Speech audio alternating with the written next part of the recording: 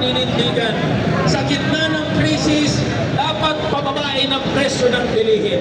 Sa gitna ng krisis, dapat itaas ang sahod ng mga manggagawa. Wala nang ibang solusyon kundi gawin yan. Pero ang ating gobyerno ay malinaw na tumitindig sa interes ng mga oligarko at malalaking negosyante. Yun ay sa kadahilanan na ang gobyerno mismo ay binubuo at pinatatakbo ng mga oligarko at malalaking negosyante. Ginagamit nila na argumento, hindi raw kakayanin ng mga negosyo at ng ekonomiya kapag itinaas ang sahod ng mga manggagawa.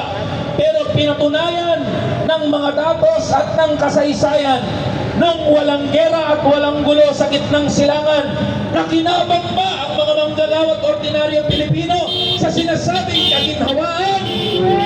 Hindi tayo nakinabang sa sinasabing kaginhawaan. Nakinabang ba tayo sa sinasabing paglabok ng ekonomiya?